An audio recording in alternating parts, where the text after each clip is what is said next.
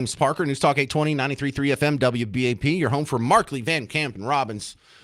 Three funny guys with stories you won't hear anywhere else. 11 to 2 on WBAP. But the two people who have been driving the story the most, I'm going to bring them both to you today. Two journalists from Texas that are absolutely killing it. Now, one of them is going to be my guest, Tony Ortiz from Current Revolt.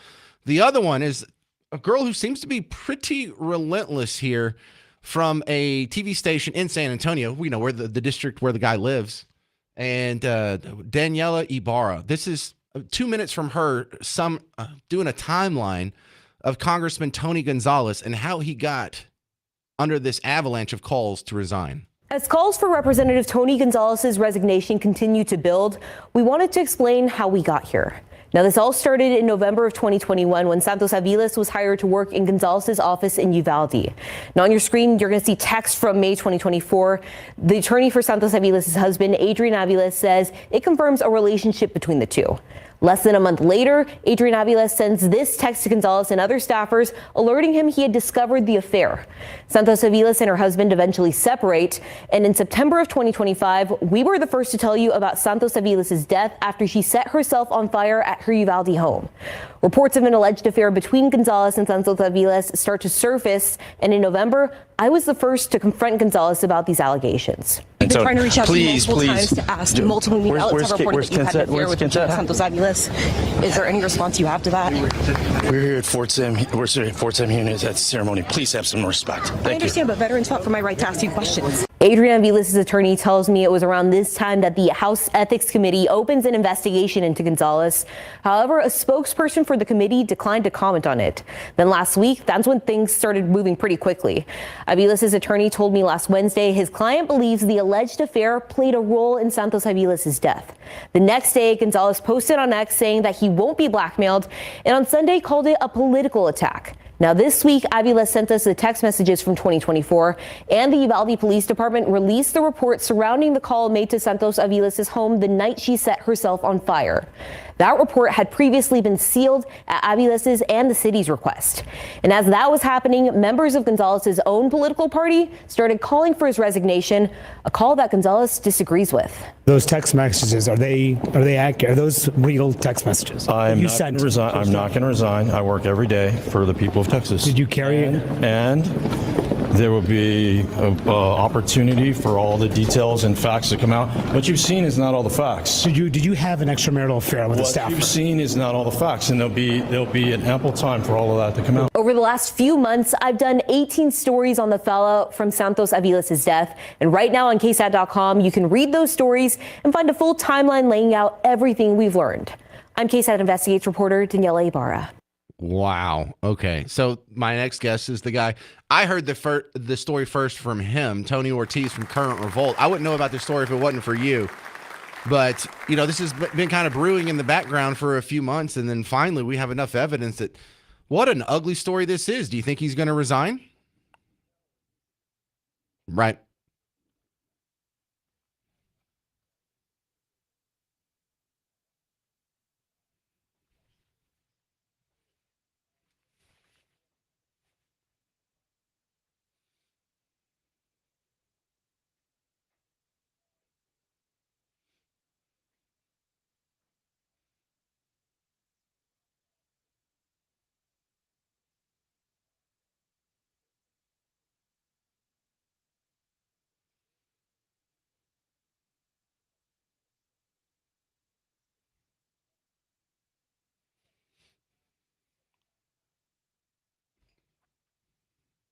But I mean, he's in a primary right now, just like everyone else. Is there a chance he could lose?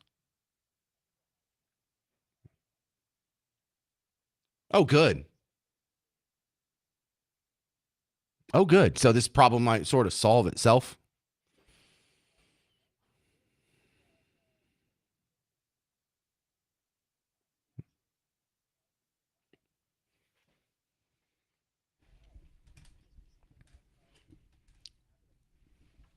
What the heck? All right. So let's give this the most graceful, lenient interpretation possible. Tony Gonzales has an affair with a staffer. I mean, it's not moral or ethical, but it's not really such a big deal that other people lose their job over it. You know, there's a lot of people in Congress who've had an affair and it didn't ruin their career. So are we just being unfair to him because of the fact that she killed herself? Because that's not his fault, is it?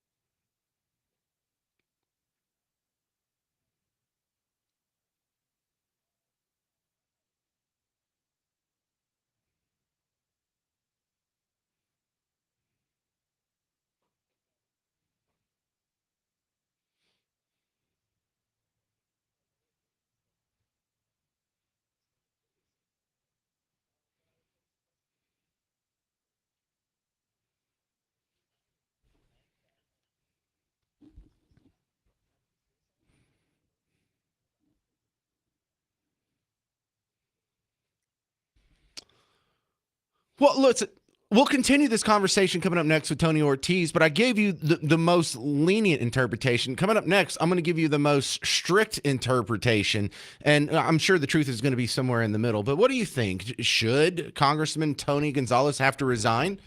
800-288-9227. We continue with Tony Ortiz from currentrevolt.com next on News Talk 820, 93.3 FM, WBAP.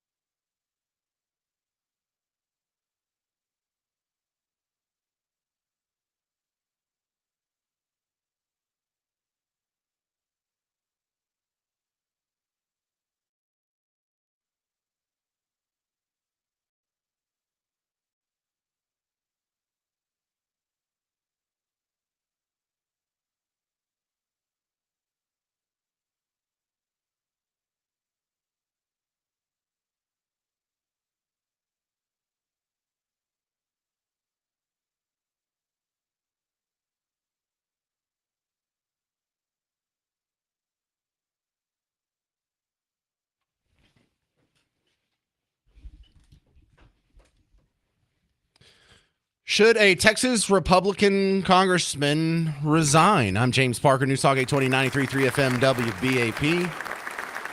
His name's Tony Gonzales. He's out of Uvalde, and he's under fire because, like many people in Congress, he had an affair, which, I mean, it's frowned upon on the James show, but it's usually not seen as a deal breaker for politicians. I mean, there's a lot of politicians who do great work, and they've had affairs and whatever. So the difference in this case is the lady he was having an affair with ended up killing herself. And it gets a little heightened because not only did she kill herself, she self-immolated, which without going into too much details, it's exactly what it sounds like. She doused herself with gas and set herself on fire. That's how she killed herself. So my guest, we're continuing with Tony Ortiz from currentrevolt.com, who I got to give him credit. I first heard about this story from you, Tony. Let me give the meanest, most harsh interpretation of why maybe he should resign. Because unlike other politicians who have had affairs, the lady they had an affair with didn't kill themselves, much less self-immolate. And the fact that she did have such a harsh reaction maybe says something bad about how he treated her, how bad he treated her, how horrible her situation was. And if other congressmen can go through these affairs without their mistresses catching fire, perhaps Tony Gonzales really is a special case and should resign.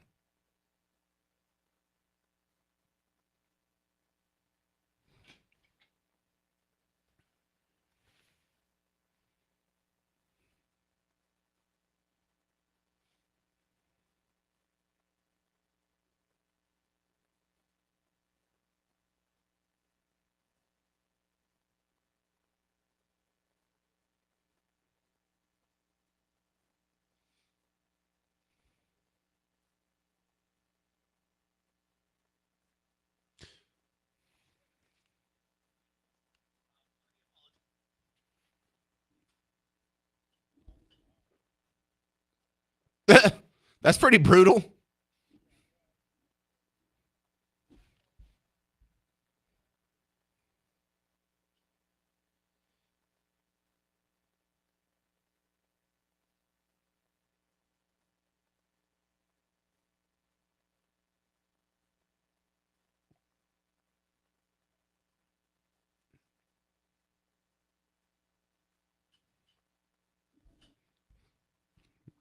Well, I've always been kind of hesitant to hold that against people because, like, even our founding fathers had these issues. Ben Franklin saw prostitutes. In fact, his only son, the son William, was from a prostitute, and he paid the prostitute to go away, and then he married an ugly lady to sort of be his beard, his stand-in wife, while he went around and continued philandering with, willing participants and paid participants.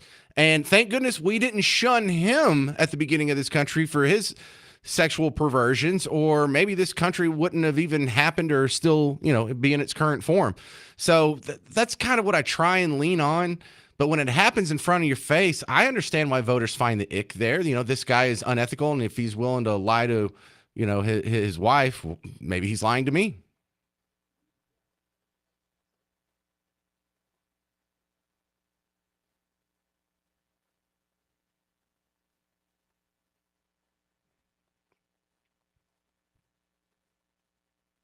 Okay, so Tony, if you say that a big chunk of them, if not most of them, are sleeping around, maybe they're just swingers. And if they are, if the wife knows about it and is okay with it, and this whole marriage is just transactional anyway, because like we all know that Hillary and Bill don't love each other. That's a transactional marriage. And if that's the life they choose for themselves, then that really is taking a step less, maybe a step more ethical. Like it's less offensive if he's not lying to his wife, like that Michael Quinn Sullivan's quote, if he's going to lie to his wife, well, if it's an open relationship, then he's not lying to his wife, then the sleeping around becomes less bad.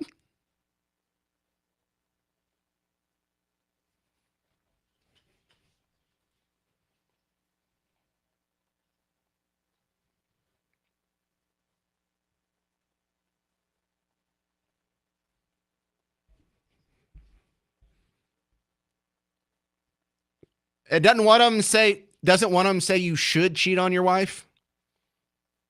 Oh no, it says that you shouldn't. I'm sorry, I had that backwards. All right. Well, no, it's a fair point to bring up because he's probably the most high profile example we can all think of. So, all right. All right, you're so good at this game about me hearing stories from you first. What don't I know about? What am I going to read first from you tomorrow? Can you just go ahead and tell me today?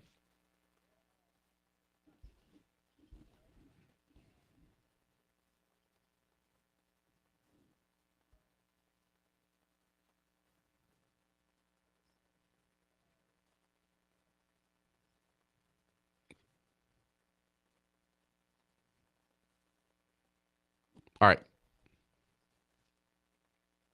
All right. Well, you should follow him on Twitter/X if you want to get this info before you hear it on the James Show. It's the great Tony Ortiz, currentrevolts.com. Thank you, sir. All right, coming up next, my next guest is going to be David Hamilton from National Security Economic Center at UNT. What's going on with the nuclear deal between U.S. and Iran? They're meeting in Geneva today. And what's up with Cuba shooting an American boat out of the water? I'm James Parker, News Talk 820, 93.3 FM, WBAP.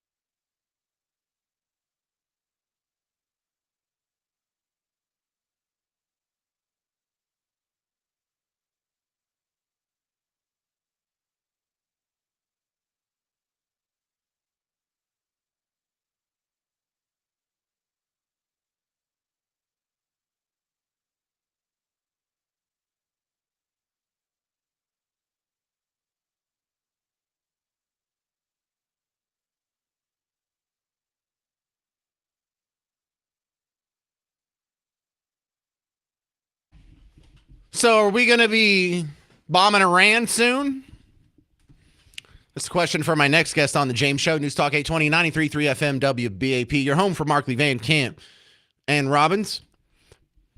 Before we get to David Hamilton from the National Security Economic Center, let's get all caught up on the Iran situation as of today. This morning's report from WFAA. As the U.S. weighs potential military strikes on Iran, today the State and Treasury Departments announced they are rolling out a new wave of sanctions against the country, targeting certain military capabilities, including Iran's shadow fleet used to smuggle oil and weapons.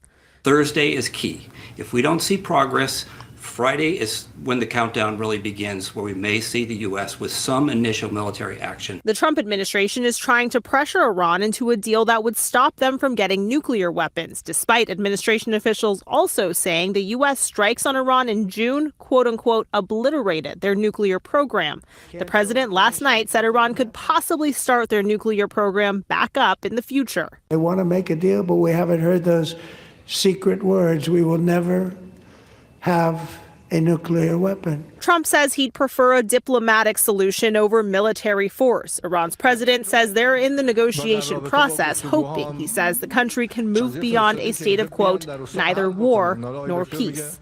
A U.S. delegation is scheduled to meet with Iranian counterparts in Geneva tomorrow. And while Trump hasn't set a firm deadline on a nuclear deal, last week he threatened to strike Iran within 10 to 15 days. All right, now, David Hamilton. They said the countdown starts tomorrow.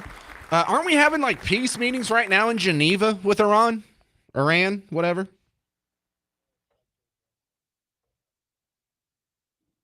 Right.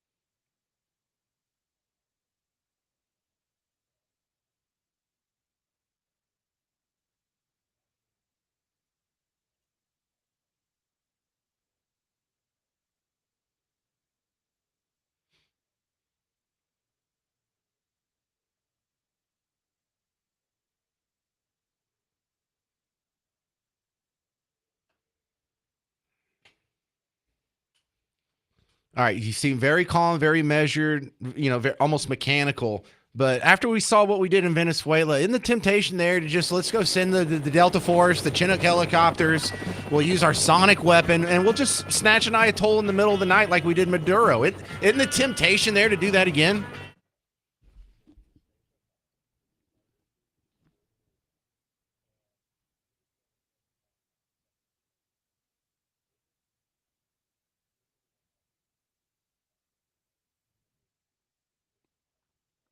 Oh, are you talking about the Islamic world?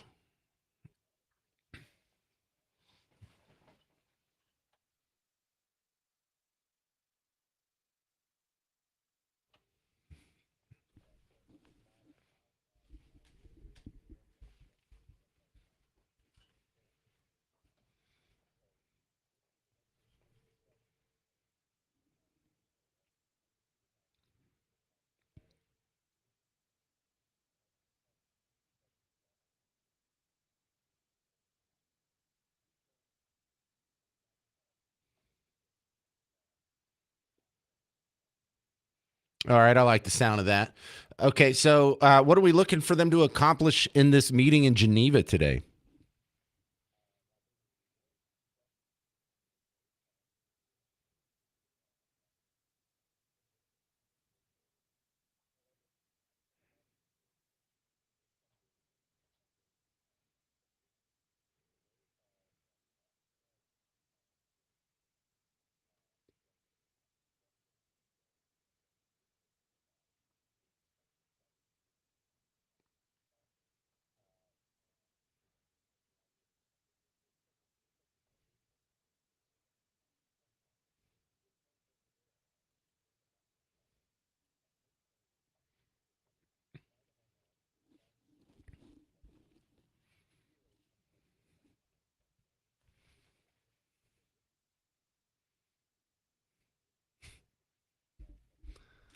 All right, we're talking with David Hamilton, National Security and Economic Center up at UNT. You know, Iran's in that unique geographic position, just out of pure irony, where on one side we flipped over the table in Iraq, and it seemed to have worked out for the better. Of course, it's not a great Western liberal democracy like we would hope, but it's doing a lot better than it was under Saddam Hussein. On the other side of Iran is Afghanistan, which we flipped the table on that only to mess around for a couple decades and then give it right back to the people we took it from. So we have an example of a somewhat successful regime change and an absolutely unsuccessful regime change on both sides of Iran.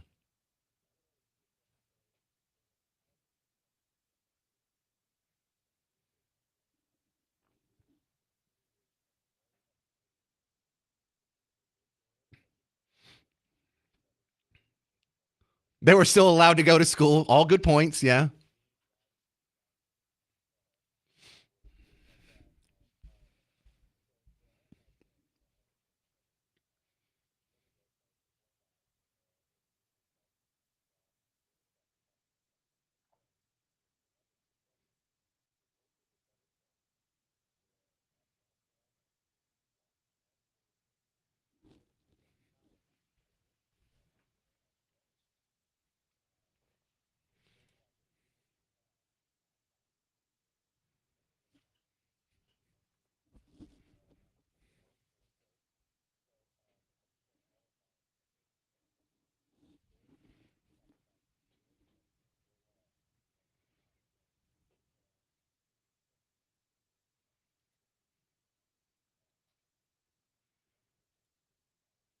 Wow, well said. Okay, next up, can I get you another segment because I want to ask you about the Cubans shooting up the American boat.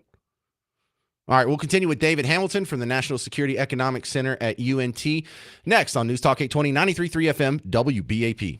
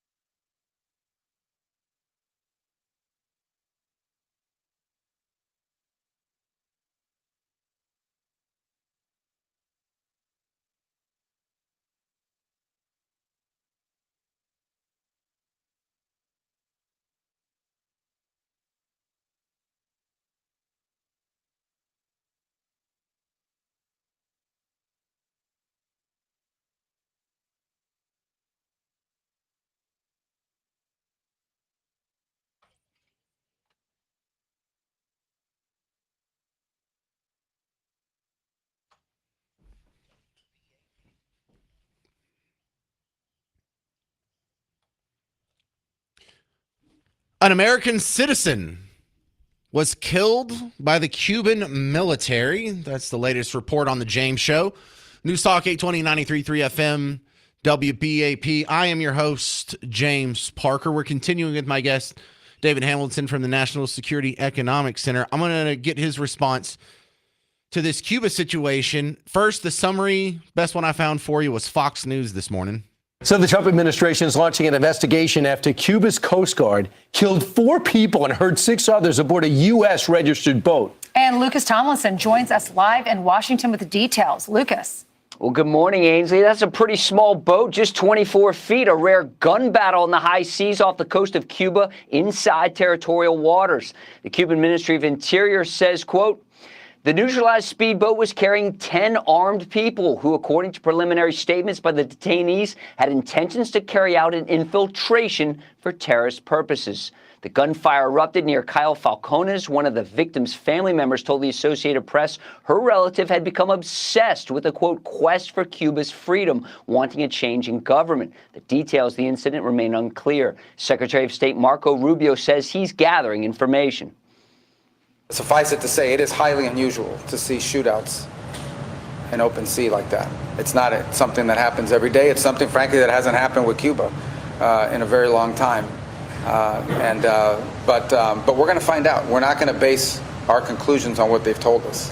And I'm very, very confident that we will know the full story of what happened here, and we will know it soon. And then, we'll respond appropriately based on what that information tells us. A similar message from Tallahassee. Florida Governor Ron DeSantis has been briefed on the incident, and his attorney general says, I've directed the Office of Statewide Prosecution to work with our federal, state, and law enforcement partners to begin an investigation. The Cuban government cannot be trusted, and we will do everything in our power to hold these communists accountable. The Department of Homeland Security and U.S. Coast Guard are also investigating the incident and doing so without pay as DHS continues to lack funding from Congress, guys. All right. Thanks so much, Lucas. I never thought we'd be talking about. I did like that.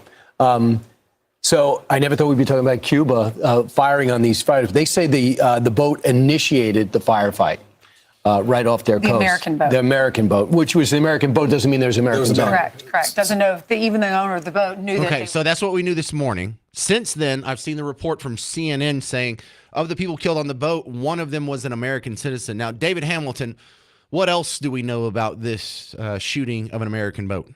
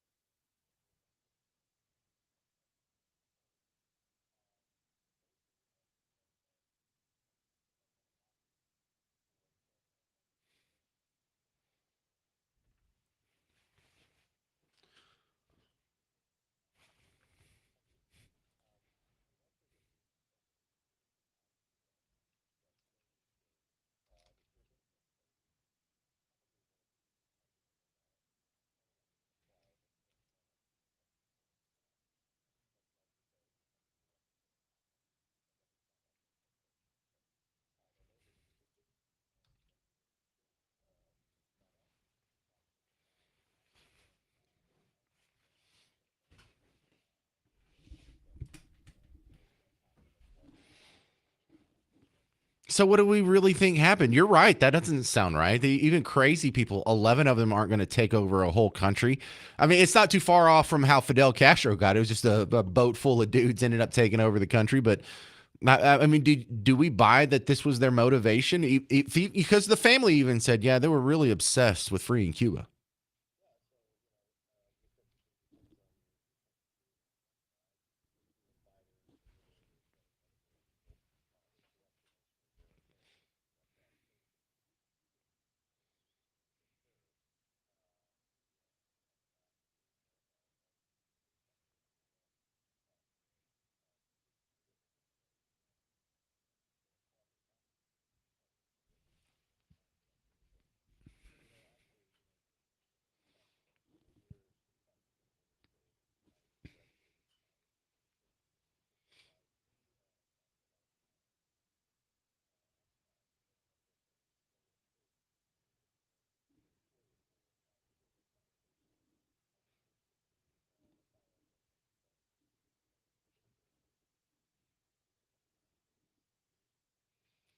Cochinitas.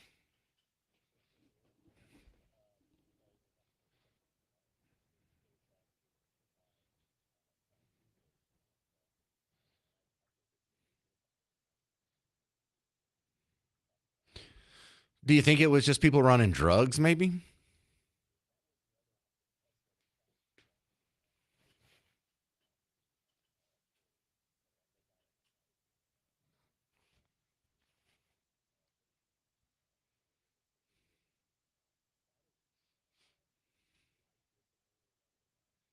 So the Cuban Navy, is it just a handful of oil barrels with some plywood on top of them? What do they got going on?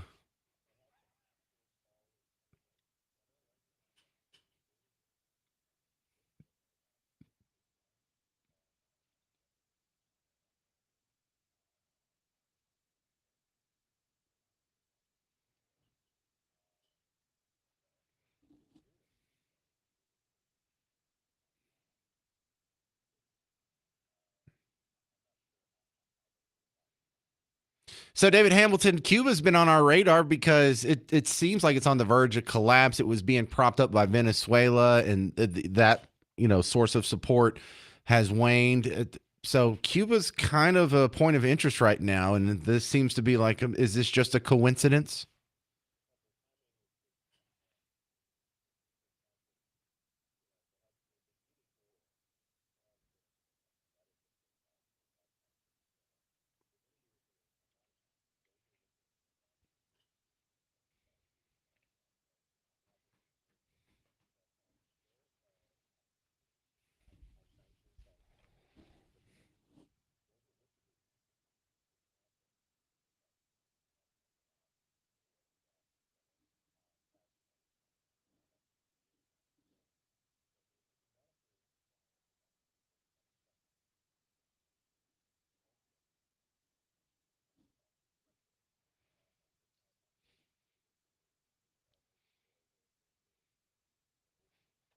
All right, well, that makes sense. David Hamilton, you're bringing the Joint Chiefs of Staff, the chairman of the Joint Chiefs of Staff, to North Texas?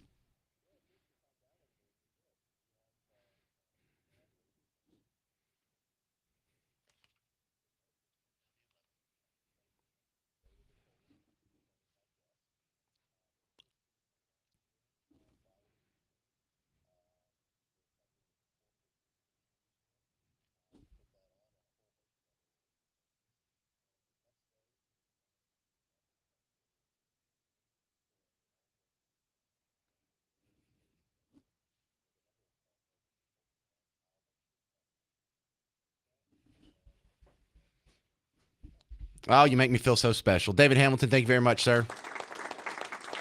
Coming up next, the continuing fallout from the U.S. men's hockey team who dared to say nice things about America and Trump.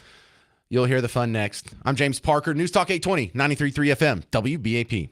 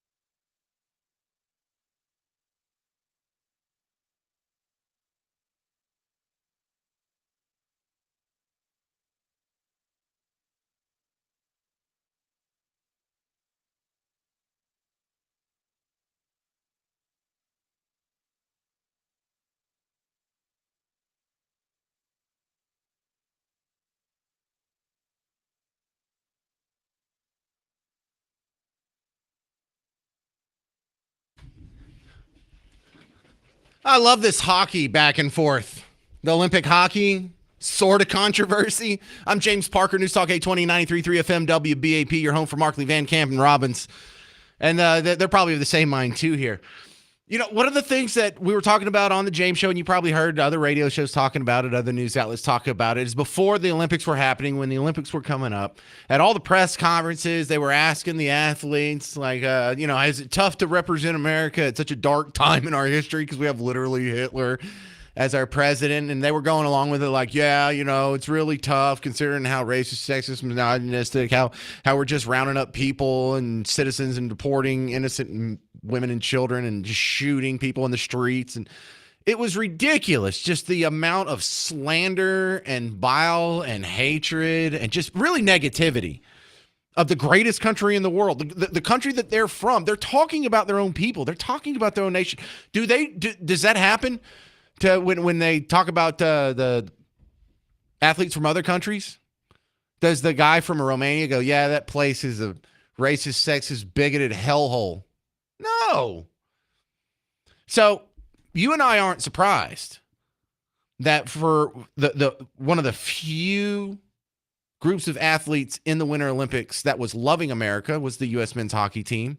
And so after they win gold, doesn't it make sense that they would get invited to the White House first, or they would get invited to the White House in a little more enthusiastic of a manner? Because the joke that is so offensive and the women's national team is getting asked about right now is this. I don't have audio of it, but there's a transcript of it where Donald Trump called into the locker room to Kash Patel's phone after the men won the gold medal game in Olympic hockey. And he said, I'm going to be inviting you to the White House, and I guess I'm going to have to invite the women's team too. Ha, ha, ha, ha, ha. And if I don't, that'll probably be an impeachable offense. Ha, ha, ha, ha, ha. These aren't mean jokes. These aren't even really insulting jokes. He didn't make fun of anyone's appearance. He didn't call them fat. He didn't call them stupid. He didn't call them literally Hitler, Nazi, or racist, sexist, bigot. But somehow this has been the story. It's like, oh, he made this terrible, demeaning joke. And it's just so on brand for him to be dehumanizing women and treating them as some less significant other. It's like, can you just stop it? Can you just calm down? Because look, this was a TikTok channel called Total Hypocrisy. Why would you name yourself that? But anyway, go ahead. This is them being upset that the U.S. men's hockey team flew back from Italy, stopped off in Miami, went to a gentleman's club, and then there was a video of them singing the national anthem.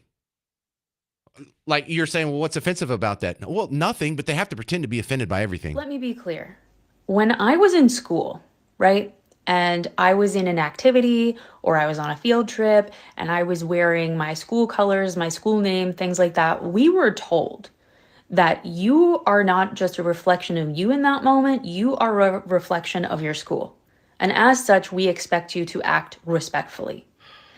That is the equivalent of what this is. I personally have no problem if a bunch of young dudes want to go to a strip club. Like, that's your business, right? But when you wear your USA gear, your US medals, and then are singing the national anthem in a strip club, that is a different level of trash, okay? You are supposed to be representing your country, and you choose to do so in a strip club. It's just, listen, I'm speechless, but it tracks for their invitation to the State of the Union tonight. It tracks for Kash Patel acting like a moron, boozing it up with them after their win. It tracks for Donald Trump, who absolutely is in the JE files and absolutely committed unforgivable crimes. No, the party of furries doesn't get to slag the U.S. men's hockey team for going to a strip club. The party that had a dude in a dress as the undersecretary of the Navy for 4 years and then complained that anyone pointed it out. You don't get to talk here. Remember the bald dude with the lipstick and the mustache and would run around in a dress? Sam Britton. He's running around stealing clothes from women. Dude, that is your party. You don't get to say that is so, I can't believe they're so perverted. Bro, that's the least perverted thing If one of y'all went to the men's strip club, we would all be surprised because this would be the least perverted thing y'all have done. Isn't that amazing? And look, so many of the athletes were just like, oh, this country is so bad, it's so mean. But here's how the men were speaking. This is Matthew Tkachuk, one of the Tkachuk brothers, one of the Tkachuk sons, if you're my age. This is how the men's hockey team was talking about America. And you want to be surprised that the president's more enthusiastic about inviting him over for some cheeseburgers than the women that are slagging him? The second the boots hit the ground back here in the U.S., we could feel how many millions of people were tuning in, supporting us, and just loving how we represent. I mean, I know we said it, we were kind of America's team there for a bit, and we could feel it across the Atlantic. And we just appreciate everybody's support. And it was truly amazing just to represent the greatest country in the world at that stage. It's all of our dreams to win a Stanley Cup and win Olympic gold, and for us to be able to do that for the United States of America, it's just one of the greatest honors you could ever have. Yeah, why would you want to invite him to a party more than the women who say you're a terrible person? You know, they still got invited, and I still think they're going to go. But the team captain for the women has been having to answer for this everywhere. She called into The View. She was on Good Morning America. Here she was on another network, and they're all asking her, how offensive was that joke? No, I just thought the joke was distasteful Shut up. and unfortunate. And I think, just the way women are represented, it's a great teaching point to really shine light on how women should be championed for their amazing feats. And now I have to sort of sit, and anybody has to sit in front of you and explain someone else's behavior. It's not my responsibility.